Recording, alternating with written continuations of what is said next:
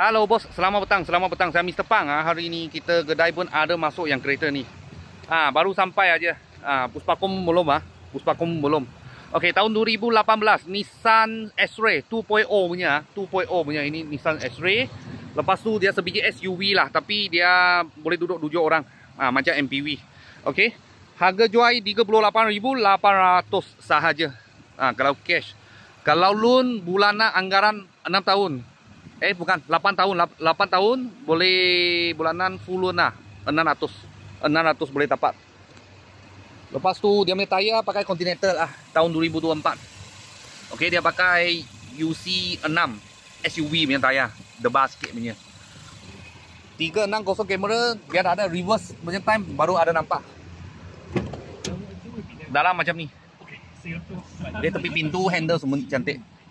Mileage dia 117,000. Okey, lepas tu recording ada sini lah. Recording ada sini. Original punya player. Sini ada satu function lah. Ada angin keluar. Ini ada on off switch. Letak air ke sini sejuk. Sejuk ke air. Di atas ada inilah. Ada ini bar kasih ikat bracket letak ke atas. Sebab ini kereta boleh duduk macam MPV dah 7 orang. Kalau sudah duduk penuh orang, luggage tak akan nak letak mana. Ada barang, letak atas lah. Letak atas. Okey. Tahun 2018 Nissan S-Ray 2.0 punya. 2.0 punya.